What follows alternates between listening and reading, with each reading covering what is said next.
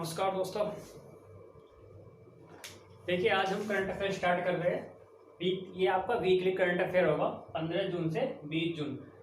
15 जून से आपका current affair. इससे पहले मैंने आपको 2 क्लासें दी थी, डे 1 डे 2 करके, लेकिन डेली की जगह हम देखिए इतना टाइम भी नहीं है डेली में, जो एक एक 2 घंटे लग जाते हैं। तो मैंने सोचा है कि पूरे एक वीक का पूरा करंट अफेयर आपको प्रोवाइड करा दिया जाएगा। जैसे ये 15 से 20 जून तक का है, ठीक है। इसमें आपके जो कुछ बड़े बड़े टॉपिक है वो मैंने लिख दिया है, ठीक है ना। जितने भी बड़े बड़े जो विस्तार से आपको पढ़ाए जाएंगे उसके ये 10 से 11 टॉपिक है। इसके बाद जो छोटे छोटे हैं वो मैं आपको बता दूंगा, आप नोट कर लीजिएगा, ठीक है। तो सबसे पहला लेते हैं आज हम, डेट जरूर डाल देंगे फर्स्ट वीक 15 जून से 20 जून, ठीक है। ये आज तक का है। इसमें पहला क्वेश्चन लेते हैं हम, भारतीय आयुर्विज्ञान, ये ICMR, इसका मतलब क्या है ICMR का? भारतीय आयुर्विज्ञान अनुसंधान परिषद। भारतीय आयुर्विज्ञान अनुसंधान परिषद, भारतीय आयुर्विज्ञान अनुसंधान परिषद। इसने क्या डील की है? देखिए ICMR ने अब एंटीजन टेस्टिंग किट से कोरोना की जांच करने के लिए दी हरी झंडी। देखिए एंटीजन टेस्टिंग, कोरोना की डेली कोई ना कोई टेस्टिंग निकाल रहे हैं। इससे पहले 2 टेस्टिंग होती थी, एक होती आपकी, इससे पहले जो होती थी आपकी 2 टेस्टिंग इससे पहले होती थी। एक RT-PCR। इसमें क्या होता है RT-PCR में? देखिए इसमें जो समय है वो बहुत लगता है। RT-PCR में काफी टाइम, एक 24 से 24 घंटे, 18 घंटे, ठीक है। 18 या मतलब इसमें बहुत टाइम लगता है, इसलिए इसे अब तक जो टेस्टिंग हो रही थी वो इसी से हो रही थी आपकी, RT-PCR, ठीक है। एक और मैंने बताई थी आपको एंटीबॉडी वाली, एक बताई थी आपको एंटीबॉडी वाली,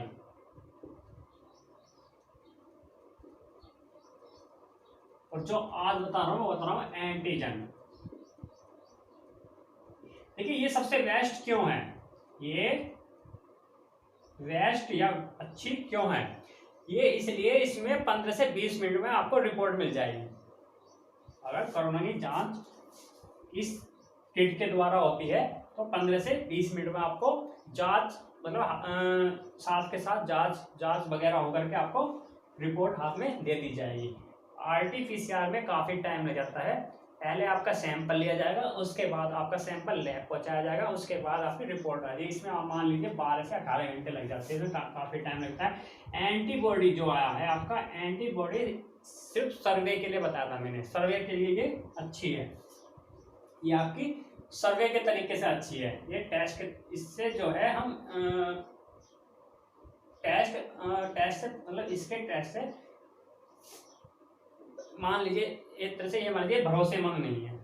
इसका टेस्ट सिर्फ सर्वे के लिए। क्या होता है एंटीबॉडी में आपका क्या होता है, जो ब्लड होता है उसकी जांच होती है, और इससे पता ये लगाया जाएगा कि जिसके ब्लड की जांच हो रही थी वो कभी पास्ट में कभी वो वायरस से संक्रमित था या नहीं, तो उसके लिए तो ये जांच होगी। आपकी जो मेन है वो RT-PCR हो ही रही थी, लेकिन ये जो आपकी एंटीजन है ये सबसे बेस्ट है। ये होती कैसे है ये लिखिए आप। देखिए ICMR ने कुछ गाइडलाइंस जारी की है इससे रिलेटेड, एंटीजन से। जिस जगह सैंपल लिया जाएगा वहीं होगी जांच, 30 मिनट में मिलेगी रिपोर्ट। मैंने बताया ना 20 से 30 मिनट में इसकी रिपोर्ट मिल जाएगी। जहां भी इसका सैंपल लिया जाएगा वहीं तुरंत रिपोर्ट मिल जाएगी आपको। अब तक सटीक जानकारी के लिए सिर्फ RT-PCR टेस्ट ही था। RT-PCR में लग जाता है काफी समय, वही एंटीबॉडी पर आधारित दूसरे वाले की बात कर रहे हैं, टेस्ट कोरोना की सटीक जानकारी नहीं दे पाता। एंटीबॉडी सिर्फ सर्वे के लिए अच्छा है, कोरोना की सटीक जानकारी नहीं दे पाता, ठीक है। इसका उपयोग केवल सर्वे में ही अच्छा है। इसमें कौन सी अब बात करते हैं, ये 2 आपकी पूरी होगी। ये समय के हिसाब से अच्छी नहीं है, ये आपकी सर्वे के हिसाब की है, ये सटीक जानकारी नहीं देगा।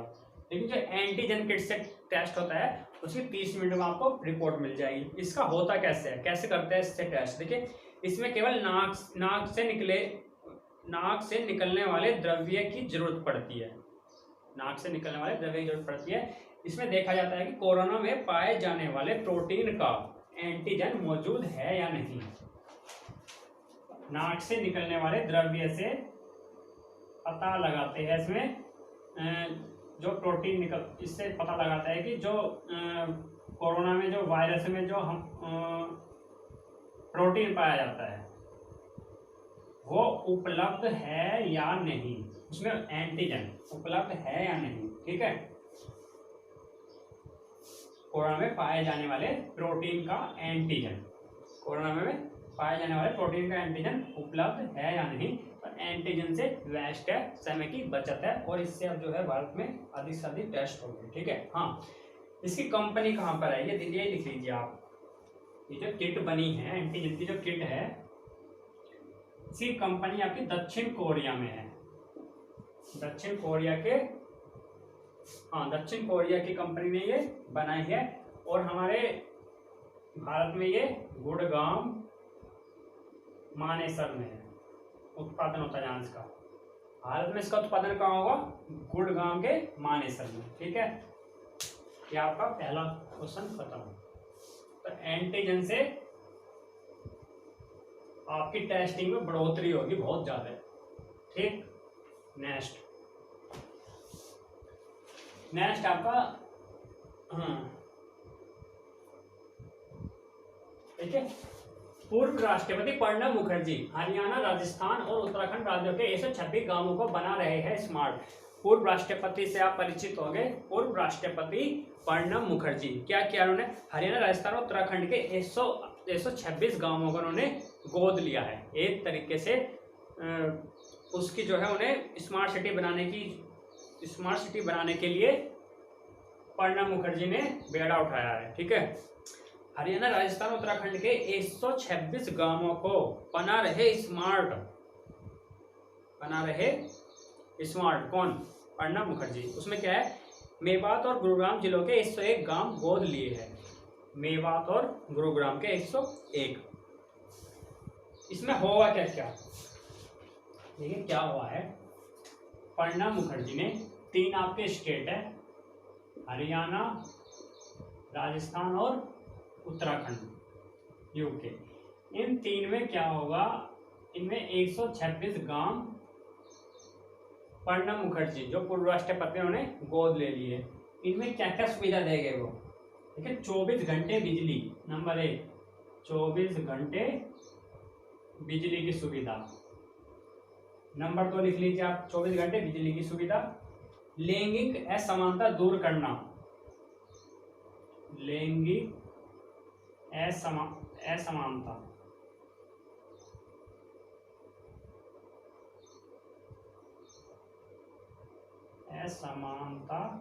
दूर करना। ठीक है, नंबर 3, वाईफाई की उपलब्धता, वाईफाई फ्री नेट वगैरह की। ठीक है, ऑर्गेनिक खेती, ऑर्गेनिक खेती की सुविधा। एक और लिखिए, घरेलू में सामाजिक हिंसा कम करना, घरेलू में सामाजिक हिंसा कम करना, हिंसा। ये 4 से 5 पॉइंट है। इनमें हरियाणा, राजस्थान, उत्तराखंड के 126 गांवों में ये सुधार किए जाएंगे। इसमें जो है आपके मेवात और गुरुग्राम के ही 101 जिले हैं। कहाँ के? जो गुरुग्राम है आपका, दिल्ली के पास, हरियाणा में। ठीक है, 101 गांव उन्हीं के। तो ये प्रणब मुखर्जी जो प्रणब मुखर्जी है पूर्व राष्ट्रपति, इन्हें स्मार्ट बनाएंगे। ठीक है, तीसरा, उत्तराखंड की राज्यपाल ने महामारी अधिनियम 1987 उत्तराखंड राज्य संशोधन अध्यादेश को मंजूरी दी है। ये है क्या? महामारी अधिनियम है क्या? ये देखिए, सबसे पहले उत्तराखंड की राज्यपाल कौन है? उत्तराखंड की राज्यपाल कौन है आपकी? बेबी रानी। उत्तराखंड की राज्यपाल बेबी रानी, ये है आपकी उत्तराखंड की राज्यपाल। इन्होंने किया क्या है, देखिए महामारी अधिनियम 1987 संशोधन अध्यादेश, महामारी अधिनियम 1987 संशोधन अध्यादेश, संशोधन अध्यादेश, ठीक है। देखिए क्या होगा इसमें, महामारी अधिनियम 1987 संशोधन अध्यादेश होता क्या है, इसके लगाने से होता क्या है, देखिए हाँ, इसमें क्या होगा आपकी जो कोविड-19 वजह जो कोरोना चल रहा है, कोरोना महामारी चल रही है, इसकी कुछ गाइडलाइंस है, उनका उल्लंघन करने पर या उनको न मानने पर आपको क्या होगा, जैसे कि लिख लीजिए आप, इसका उल्लंघन करने पर जो संशोधन आपका उत्तराखंड राज्यपाल बेबी रानी ने महामारी अधिनियम 1987 उत्तराखंड राज्य संशोधन अध्यादेश को मंजूरी दी है, ठीक है। तो इसमें इसका उल्लंघन करने पर, उल्लंघन किन बातों से उल्लंघन होगा, नंबर 1 मास्क न पहनना, मास्क न पहनना, नंबर 2 आपकी शारीरिक दूरी या सामाजिक दूरी कह लीजिए, सामाजिक दूरी या शारीरिक दूरी, नंबर 3 है क्वारंटीन के नियमों का पालन न करना, क्वारंटीन लिख लीजिएगा आप, नंबर 1 मास्क न पहनना, नंबर 2 शारीरिक दूरी, नंबर 3 क्वारंटीन के नियमों का पालन न करना। हुआ क्या, अगर इन 3 चीज का हम उल्लंघन करते हैं, महामारी अधिनियम 1987 में उत्तराखंड, यूके लिख लीजिए, उत्तराखंड राज्य संशोधन अध्यादेश, इसके जारी होने पर जो कि उत्तराखंड में हो चुका है, इन 3 चीज का उल्लंघन करने पर, कौन सी, मास्क न पहनना, शारीरिक दूरी मेंटेन न करना और क्वारंटीन के नियम का पालन न करने पर आपको 50,000 रुपये, सॉरी 5,000 जुर्माना और 6 महीने की सजा हो सकती है। 5,000 रुपये जुर्माना लिया जाएगा आपसे और 6 महीने की सजा का प्रावधान है। ये है आपका 5,000 महीने की आपसे जुर्माना है और 6 महीने की सजा का प्रावधान है। ये तो हो गया आपका अध्यादेश में उल्लंघन किस बात के करने पर आपको कौन सी सजा मिलेगी। देखिए ये क्यों लगाया है, इस या फिर इससे पहले कौन कौन से राज्य ने, भारत में इससे पहले किस किस राज्य ने ये लगा रखा है, 2 राज्य के नाम लिख लीजिए आप। नंबर 1 पे लगाया था ये केरल ने, नंबर 2 ओडिशा और नंबर 3 आपका उत्तराखंड। क्या आपका महामारी अधिनियम 1987 उत्तराखंड राज्य संशोधन अध्यादेश, ऐसी ही महामारी अधिनियम 1987 की बात हो रही है, तो केरल राज्य संशोधन इसमें भी हो चुका है, केरल में भी ये संशोधन हो चुका है, ओडिशा में भी संशोधन कायम हुआ है, आपका महामारी अधिनियम 1987 में संशोधन हुआ है केरल में, उड़ीसा में, और अब उत्तराखंड की राज्यपाल ने ये संशोधन क्या है इसमें 5,000 रुपये जुर्माना लगेगा अगर आप उल्लंघन करते हो कोरोना की महामारी के तहत, और आपका क्या होगा 5,000 जुर्माना और सजा 6 महीने, ठीक है, या दोनों में से एक भी हो सकता है, दोनों भी हो सकता है, कुछ भी हो सकता है। 4th क्वेश्चन ले लीजिए आप। इससे पहले एक है ITVP, सॉरी आप कपल फिटनेस कोर्स, देखिए क्या है ये क्वेश्चन जो मैं बता रहा हूँ मैंने यहाँ नहीं लिखा, यहाँ सिर्फ विस्तार वाले क्वेश्चन लिखे हैं। देखिए एक छोटा सा क्वेश्चन है आपका, कपल फिटनेस कोर्स क्या है ये, कपल फिटनेस कोर्स, ये देखिए सरकारी, ये आपका जो ITVP है, ITVP क्या है ये, Indian Tibet border police, ITVP और BSF, ITVP और BSF, इन दोनों, ये दोनों मिलकर पहली बार शुरू कर रहे हैं क्या, कपल फिटनेस कोर्स। ITVP और बीएसएफ दोनों स्टार्ट कर रहे हैं आपका कपल फिटनेस कोर्स किस लिए कर रहे हैं। देखिए इसमें क्या है, आपका जो रिटायर हो जाते हैं या फिर जो कपल है, हस्बैंड वाइफ है, उनको एक्सरसाइज कराने का ये एक वो है, स्टार्टिंग है। उनको एक्सरसाइज कराने के लिए एक पहल की जा रही है, ठीक है ना। कौन कर रहा है पहल? आईटीबीपी और आपका बीएसएफ, ठीक है। जो इम्पोर्टेंट क्वेश्चन है नेक्स्ट, यूएन ने क्या दावा 15 साल के निचले स्तर पर रहेगी एफडीआई। यूएन क्या है आपकी? संयुक्त राष्ट्र का दावा है कि 15 साल के निचले स्तर पर रहेगी एफडीआई। एफडीआई का मतलब क्या है आपका? प्रत्यक्ष विदेशी निवेश। देखिए इसमें हुआ क्या है ये लिख लीजिए आप। देखिए 2019 में भारत एफडीआई लाने में भारत 9वें स्थान पर था। अगर हम 2019 की बात करें तो भारत का 9वां स्थान का कितने करोड़? 51 अरब डॉलर। विदेश से इतने का क्या हुआ? इतने का एफडीआई 2019 में 51 अरब डॉलर प्रत्यक्ष विदेशी निवेश हुआ। उसके बाद आप ले लीजिए 2018 में इसमें आपका 42 अरब डॉलर।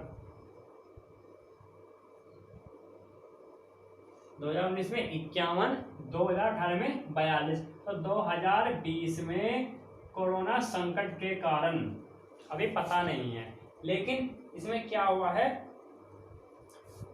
क्योंकि देखिए 2019 में आपका 51 अरब डॉलर था और 2018 में 42 अरब डॉलर, जो कि एशिया में शीर्ष 5 देशों में था। भारत, ये भारत की बात कर रहा हूं मैं, भारत के एफडीआई प्रत्यक्ष विदेशी निवेश, भारत के एफडीआई की बात कर रहा हूं। 2019 में 51 अरब डॉलर, 2018 में 42 अरब डॉलर। 2020 में क्या होगा? 2018 में ये पूरे एशिया में 5वें नंबर पर था, लेकिन अब 2020 में क्या होता? तो यूएन क्या कह रहा है? संयुक्त राष्ट्र यूएन का दावा है कि 15 साल के निचले स्तर पर रहेगी वैश्विक एफडीआई। लेकिन यूएन ने भारत को बताया है यदि वह यूएन की व्यापार एवं विकास सम्मेलन जो यूएन की व्यापार एवं विकास सम्मेलन, यूएन की विकास एवं व्यापार सम्मेलन नाम है अंकटाड। इसने एक रिपोर्ट प्रस्तुत की है। उसमें क्या रिपोर्ट के अनुसार कोविड-19 के बाद भारत सुस्त लेकिन सकारात्मक वृद्धि करेगा। कोविड-19 के बाद भारत 2020 के लिए सुस्त, कम लेकिन सकारात्मक वृद्धि करेगा। वो भी परिवहन के बेस पे बताया है। अगर परिवहन चालू होगा तो अंकटाड की ये रिपोर्ट है। यूएन की एक व्यापार विकास सम्मेलन अंकटाड की रिपोर्ट है, ठीक है, उसके अनुसार, ठीक है। 2020 में भी पता नहीं है। 2018 में मैंने आपको बता दिया भारत में एफडीआई कितना था, ठीक है, ये आप लिख लीजिए। इसके बाद देखिए एक और अभी बेसिक प्रतिस्पर्धा 2020, बेसिक प्रतिस्पर्धा 2020 सूचकांक निकला है, ठीक है।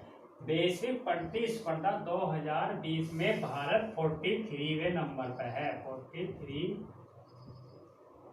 43 रैंक है भारत की। क्या है? 43। 2019 में कितनी थी?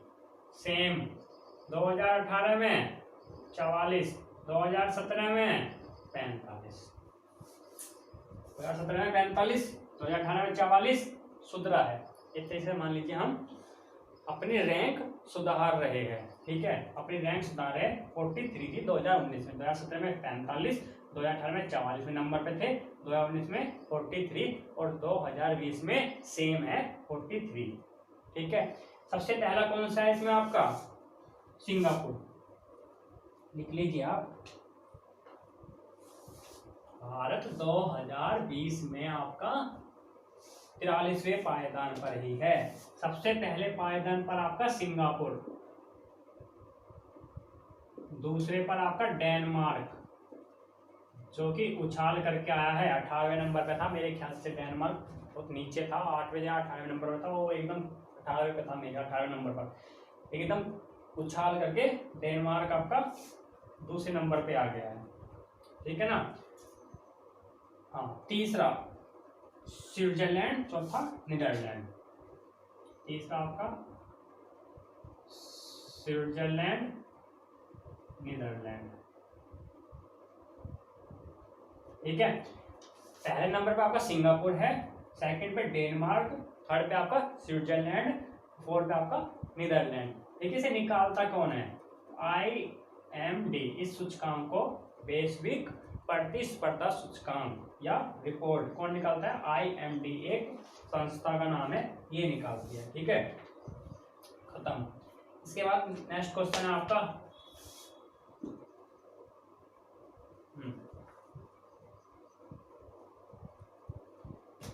जो पीएम केयर फंड था आपका, जो पीएम केयर फंड था उसको एनडीआरएफ में कन्वर्ट करने के लिए, जो आपका पीएम केयर फंड बना हुआ है उसको कन्वर्ट करने के लिए एनडीआरएफ में एक गैर सरकारी संगठन ने सुप्रीम कोर्ट में याचिका डाली है। इसको एनडीआरएफ में बदलने के लिए गैर सरकारी संगठन ने याचिका दायर की है आपकी सुप्रीम कोर्ट में। क्यों? क्योंकि इसका कुछ जो केंद्र सरकार है, एक तरीके कह लीजिए इस फंड का कुछ पता नहीं चल पा रहा है, इस फंड की जानकारी नहीं मिल रही है, इस कारण इसको एनडीआरएफ में कन्वर्ट किया जाए, ये याचिका डाली गई है सुप्रीम कोर्ट में, ठीक है, जानकारी के लिए। सातवां, ठीक है, देश भर में समान शिक्षा प्रणाली के लिए सुप्रीम कोर्ट में गैर सरकारी संगठन ने दायर की जनहित याचिका।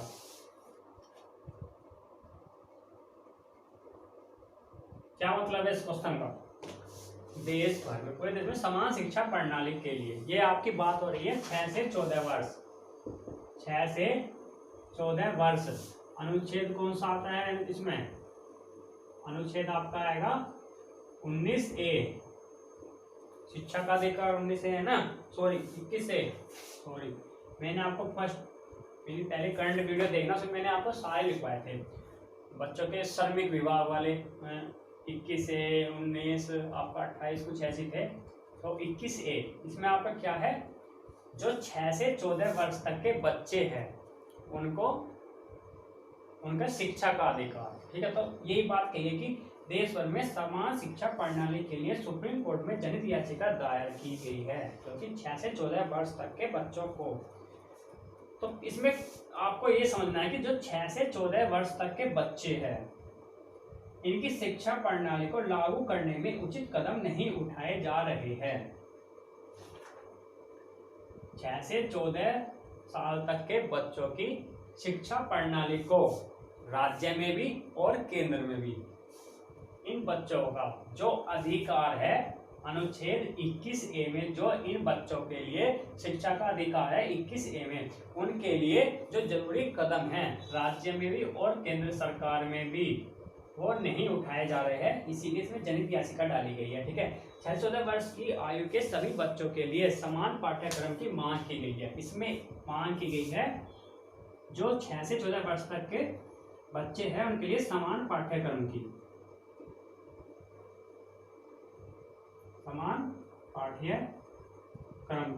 समान पाठ्यक्रम की मांग की गई है, ठीक है। तो सुप्रीम कोर्ट में जनहित याचिका डाली गई है 6 से 14 बच्चों के लिए, इसलिए समान शिक्षा प्रणाली के लिए, समान पाठ्यक्रम के लिए, ठीक है। ये इंपॉर्टेंट था, अनुच्छेद जरूरी आदमी कर लीजिए, 21 से इंपॉर्टेंट है। अब देखिए नेक्स्ट इंपॉर्टेंट क्वेश्चन आपका एक और क्या है, भारत 2021-22 के लिए यूएनएससी का अस्थायी सदस्य चुना गया है। यूएनएससी का है, सबसे पहले यूएनएससी है क्या? United NATIO United nation security, United nation security council.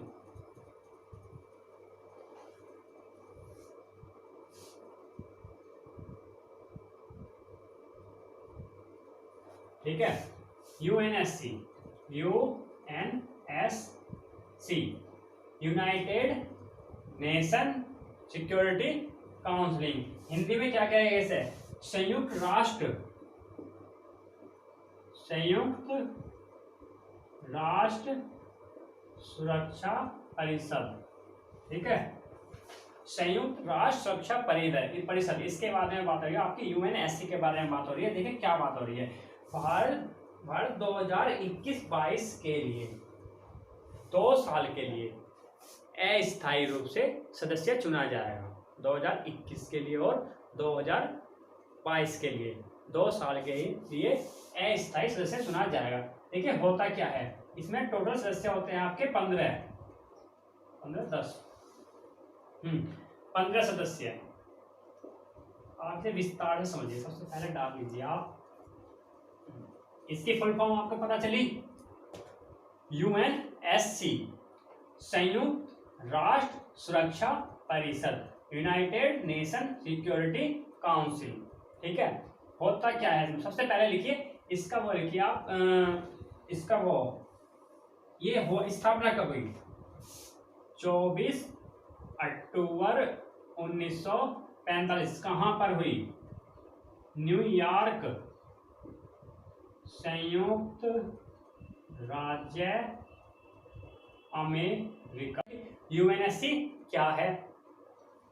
संयुक्त राष्ट्र सुरक्षा परिषद है, जो कि राष्ट्र और अंतरराष्ट्रीय लेवल के जो अंतरराष्ट्रीय लेवल के झगड़े वगैरह होते हैं उनकी सुरक्षा करना, देशों की सुरक्षा करना मान लीजिए। ठीक है, सुरक्षा का संघ है। ठीक है, अंतरराष्ट्रीय सुरक्षा इसके जिम्मे है। ठीक है, स्थापना 24 अक्टूबर 1945, मुख्यालय न्यूयॉर्क, संयुक्त राष्ट्र अमेरिका में। ठीक है, दूसरी, कुल कितने देश जुड़े हुए हैं इससे? 193 देश इससे जुड़े हुए हैं। कितने देश है इसमें? 193 देश जुड़े हुए हैं। UNSC में 193 देश। ठीक है, कुल सदस्य कितने हैं इसके?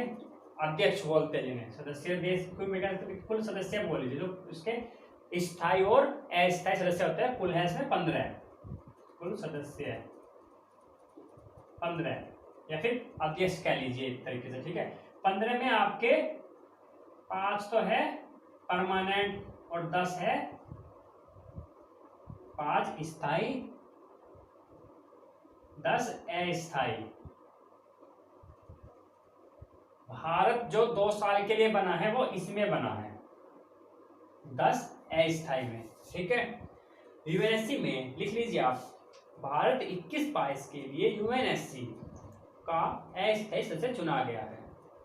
UNSC में कुल 15 सदस्य होते हैं, इनमें 5 स्थायी होते हैं और 10 अस्थायी होते हैं। भारत अब की बार 8वीं बार बन रहा है, इससे पहले भी वो बन चुका है। अब की बार भारत कब बन रहा है? अब की बार भारत 8वीं बार। ठीक, अब इसके लिख लीजिए आप, ये आपका हो गया, नोट कर लीजिए इसे। इसके बाद लिख लीजिए आप परमानेंट सदस्यों के नाम। कौन कौन से देश है परमानेंट सदस्य इसके? लिख लीजिए आप, USA,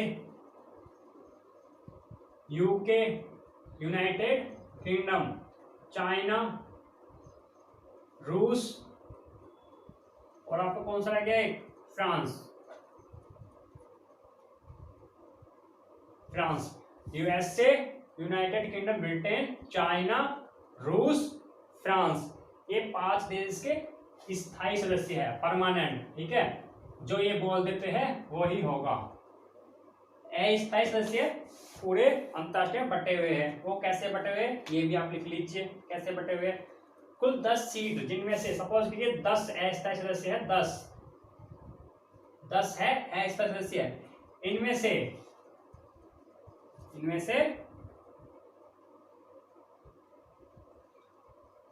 जो 5 बांट दीजिए आप 2 जगह ऐसे।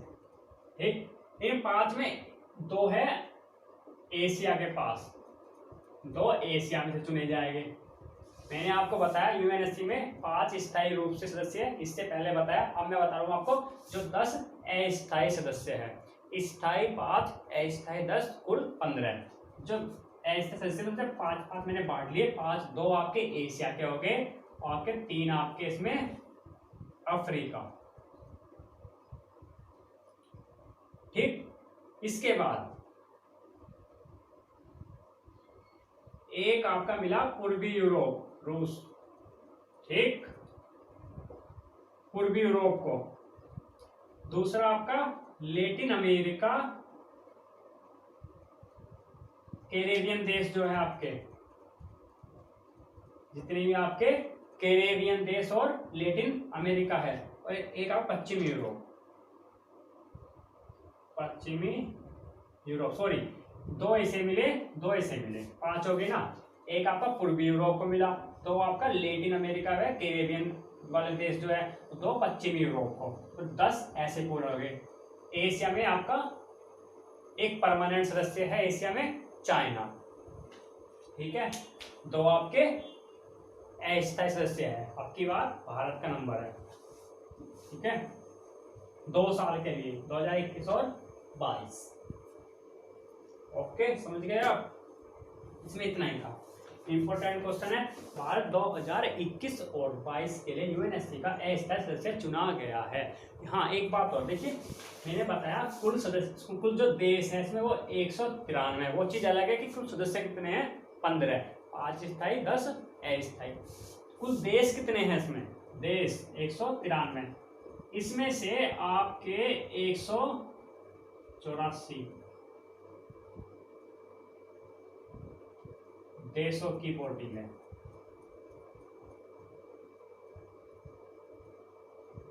हाँ, 182 है, ये आप सर्च कर लीजिए, 184 या फिर 183, इसी के आसपास लगभग इतने ही,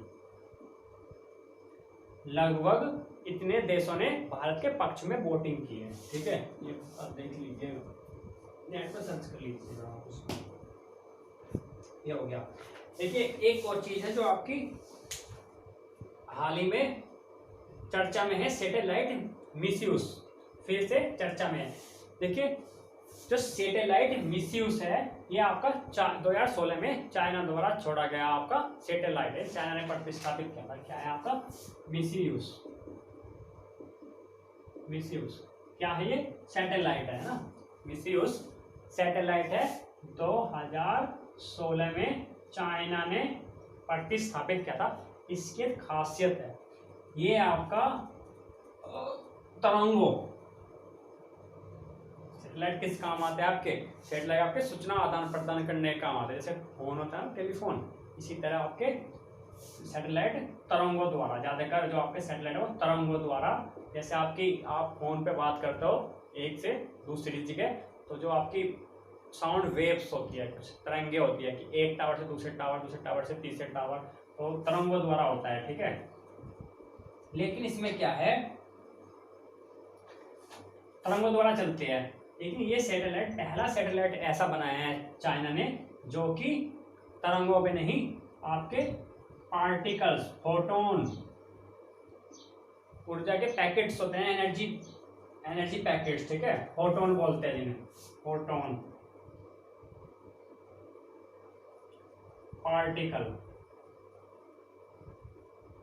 पार्टिकल, उसके थ्रू, प्रकाश पुंज बोलते हैं फोटोन, जो एनर्जी पैकेट होते हैं, उसके थ्रू इससे सूचना का आदान प्रदान होता है। इसकी देखिए, सैटेलाइट मिशन 2016 में चाइना द्वारा अंतरिक्ष भेजा गया। यह सैटेलाइट सूचना का आदान प्रदान तरंगों द्वारा न करके फोटोन, एनर्जी पैकेट या फिर पार्टिकल द्वारा करता है। इसकी एक और खासियत है, यह दुनिया का क्वांटम पर कार्य करने वाला पहला सैटेलाइट था। मैंने बताया ना अभी आपको, सारे सैटेलाइट ज्यादातर आपकी तरंगों पे काम करते हैं, लेकिन फोटोन पे, क्वांटम एनर्जी पे काम करने वाला ये आपका पहला सैटेलाइट था। ठीक, ये आपका पहला सैटेलाइट था आपका जो क्वांटम पर कार्य करने वाला पहला सैटेलाइट था। देखिए जिसने 1200 किलोमीटर तक अनक्रप्ट मैसेज सेंटर तक भेजे। इसने क्या किया, अभी हाल ही में जो ये हाल ही में जो खबर में है, मतलब हाल ही में इसका जो बोलबाला हो रहा है वो इसलिए हो रहा है मिसयूज चाइना सैटेलाइट का। इसने जो है 1200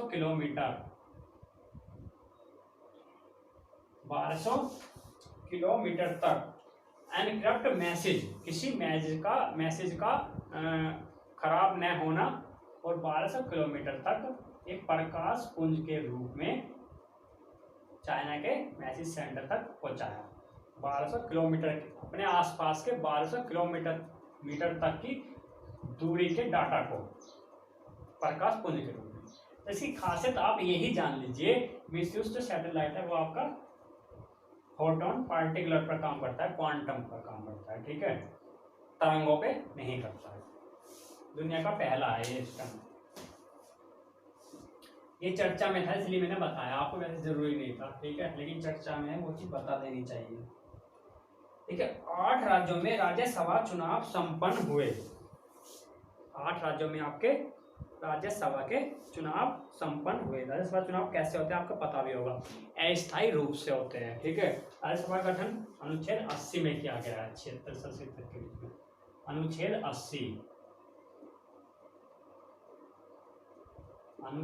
80 में आपका राज्यसभा का गठन, अनुच्छेद 80 में किया गया है। कुल सदस्य कितने होते हैं आपके इसमें, कुल सीटें होती है 250। वर्तमान में 245 सदस्य है,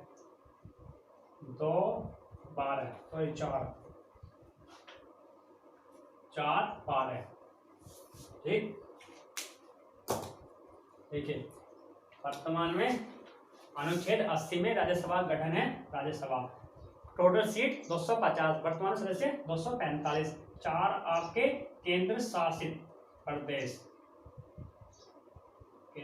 प्रदेश, दिल्ली, चंडीगढ़, ठीक है, दादर नगर हवेली, आपका अंडमान निकोबार लक्षद्वीप, जितने भी केंद्र शासित प्रदेश 4 सदस्य लिए और 12 राष्ट्रपति द्वारा मनोनीत किए जाते हैं। राष्ट्रपति द्वारा 12 सदस्य राज्यसभा में राष्ट्रपति द्वारा मनोनीत किए जाते हैं, जो आर्ट के, साहित्य के, कला के जिस क्षेत्र में वे अव्वल होते हैं उसके अकॉर्डिंग राष्ट्रपति अपने विवेक अनुसार उन्हें राज्यसभा में सीट दे देता है। ठीक है, 245 में 12 4 जितने भी आपके बचे वे आपके अस्थायी रूप से, जो आपके एमएलए होते हैं ना, हम किसे वोट देते हैं। देखिए जब विधानसभा के चुनाव होते हैं, जब आपका एमएलए बनता है, जब आपके सेंटर के चुनाव होते हैं, जब आपका एमपी बनता है। मैं एमपी की भी बात नहीं कर रहा हूँ, लोकसभा में पहुंचते हैं, एमपी आपके लोकसभा में पहुंचते हैं, जो एमएलए आपके विधानसभा में पहुंचते हैं। विधानसभा में पहुंचे एमएलए, हर राज्य में अपनी विधानसभा होती है, ठीक है, विधानसभा में पहुंचे। ये हम जो वोटिंग करते हैं वो स्थायी रूप से,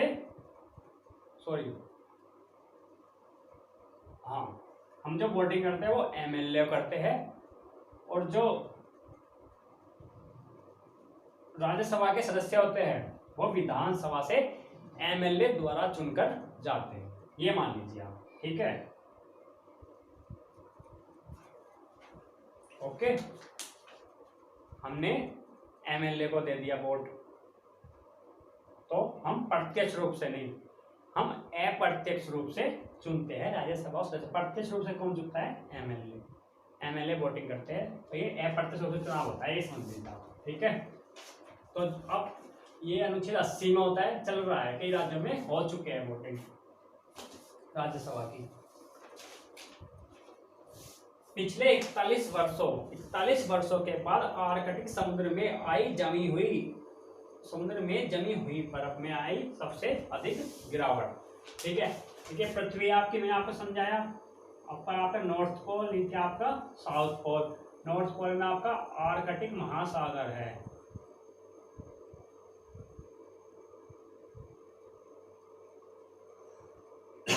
सॉरी, जो कि आपका बर्फ से जमा रहता है, जो कि बर्फ से जमा रहता है, सफेद सफेद। नीचे आपका आर्कटिक है, ऊपर आपका आर्कटिक है। तो इसके बारे में चर्चा सुनने में आ रही है कि पिछले 41 वर्षों के बाद, 41 वर्षों के बाद इस वर्ष सबसे अधिक बर्फ पिघलने के परसेंटेज देखी गई है इसमें। इस वर्ष 41 वर्षों के बाद सबसे अधिक बर्फ में गिरावट आई है। ठीक है, देखिए यहाँ आपका एक वो है क्या,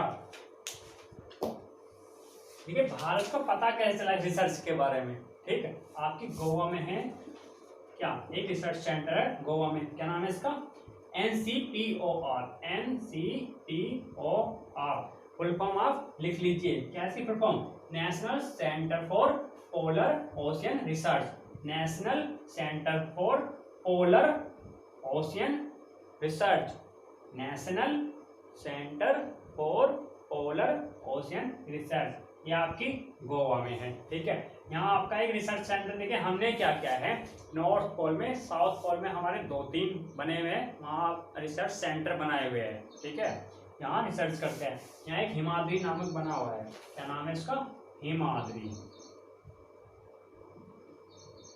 क्यों, ये आपकी बात अंतरराष्ट्रीय लेवल की हो गई ना, तो हर देश का ये आपका क्या है, आर्कटिक वृत्त में, नॉर्थ पोल, दक्षिण पोल, हर देश के अपने अपने रिसर्च सेंटर के लिए वहाँ बनाए हुए हैं। हम हमारा क्या है, हिमाद्री नाम का रिसर्च सेंटर है यहाँ, जो गोवा में है, भारत में जो है वो NCPOR है। ये इसे खबर पहुंचाता है, उसके बाद ही हमें पता चला कि यहाँ से बर्फ पिघलनी शुरू हो रही है। ठीक है, तो ये ग्लोबल वार्मिंग का असर है सर। सुप्रीम कोर्ट ने जगन्नाथ रथ यात्रा पर रोक लगाई। देखिए सुप्रीम कोर्ट ने जगन्नाथ रथ यात्रा होती है ना हर साल उड़ीसा में, उस पर रोक लगा दी है। क्यों, कोविड-19 की वजह से, कोरोना की वजह से।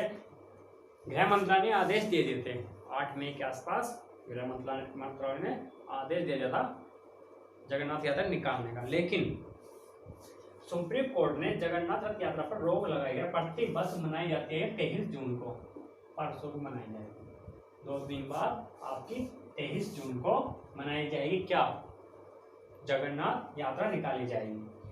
ये ओडिशा में आयोजित होती है। इसमें 3 रथ होते हैं आपके, ये इनके नाम लिख दिए कि रथ में बैठा कौन होता है, भगवान जगन्नाथ जो कि कृष्ण भगवान ही है, बालभद्र है और सुभद्रा है। बालभद्र है ना, बालभद्र और सुभद्रा। ठीक है, ये है आपके, ये भगवान जगन्नाथ है, ये भाई है इनका, ये इनकी बहन है। इन 3 के रथ निकाले जाते हैं, 1 2 ये 3 रथ खींचे जाते हैं, ये ऐसी और। ठीक है, एक इंपॉर्टेंट बात, आज कौन सा दिन है आपका, 20, कल क्या है 21 जून। 2 चीज से इंपॉर्टेंट है, एक तो योगा दिवस जो कि आपके प्राइम मिनिस्टर ने कह दिया है कि अपने घर ही करना है, और दूसरा 21 जून को जो सूर्य होता है वो कर्क रेखा पे होता है, सूर्य कर्क रेखा के ऊपर होगा। ये 2-3 बात। 20 तारीख को आज आपका क्या है, प्रवासी दिवस, ये बात पे आप लिखते रहिए। ठीक है ना, विश्व प्रवासी दिवस। ठीक है, ये आपका हो गया। केंद्र सरकार एक इंपॉर्टेंट योजना देखिए, केंद्र सरकार ने गरीब कल्याण रोजगार अभियान की शुरुआत की। कहां से की, ये लिखिए आप, केंद्र सरकार ग्रामीण भारत में आजीविका के अवसरों को बढ़ावा देने के लिए गरीब कल्याण रोजगार अभियान 20 जून को बिहार से शुरू करेंगे। आज ही स्टार्ट की है। ठीक है, आज ही क्या की है केंद्र सरकार ने, तो मोदी सरकार है ग्रामीण भारत में। देखिए कोरोना के चलते, कोविड-19 चलते जो प्रवासी है, मजदूर है, उनको उन्हीं के राज्य में, उन्हीं के गांव, राज्य, जिले में, शहर में रोजगार प्राप्त करने की योजना बनाई है केंद्र सरकार ने। नाम दिया है गरीब कल्याण रोजगार। तो केंद्र सरकार ग्रामीण भारत में आजीविका के अवसरों को बढ़ावा देने के लिए गरीब कल्याण रोजगार अभियान आज से बिहार से स्टार्ट कर रही है। कहां से? बिहार से। कितने राज्य में होगी? टोटल 6 राज्यों में होगी। उनके नाम लिख लीजिए, Jharkhand, UP, MP, Bihar, Jharkhand, UP, Uttar Pradesh, Madhya Pradesh. Number 5 कौन सा आपका?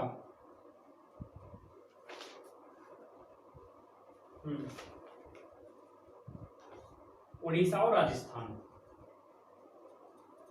उड़ीसा नंबर 6, राजस्थान।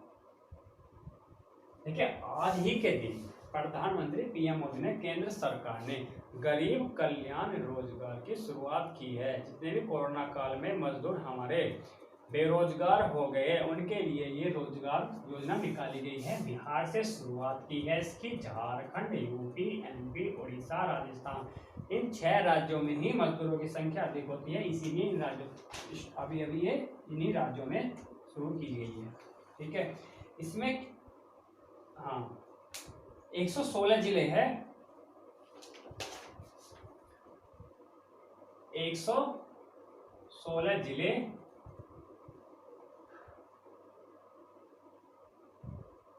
और 125 दिन का रोजगार मिलेगा। जैसे आपकी मनरेगा है ना, उसी के तर्ज पर ये बनाई गई है। मनरेगा के तर्ज पर 125 दिन का रोजगार, 116 आपके जिले। ठीक है, ये आज स्टार्ट की गई, आज शुरुआत की गई। ठीक है,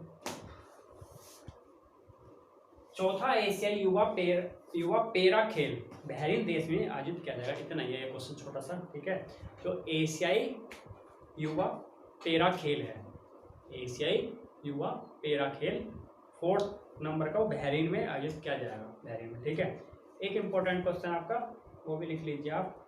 केरल में first wave online classes, Kerala में first wave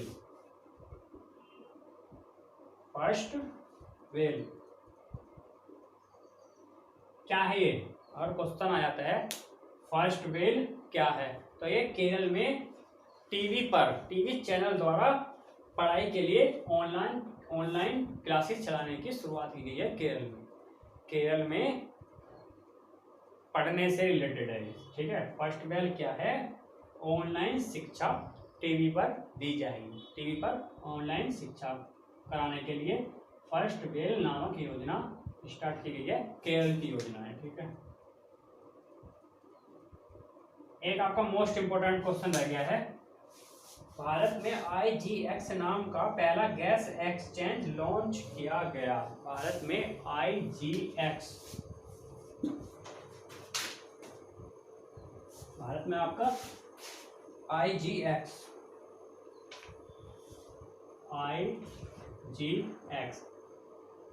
Indian gas exchange, Indian gas exchange. तो भारत में IGX नाम का नया पहला गैस एक्सचेंज लॉन्च किया गया। ये पहला किया गया है, इसके थ्रू क्या होगा? सपोज कीजिए हम जितने भी बाहर से गैस, पेट्रोल जो होता है, पेट्रोल छोड़िए, गैस का बाहर से और देशों से आयात या निर्यात करेगी, तो आयात गैस या निर्यात करने का एक IGX क्या है? एक आधार है। मतलब इससे हम कभी भी आयात भी कर सकते हैं और निर्यात भी कर सकते हैं। एक तरीके से वो मान लीजिए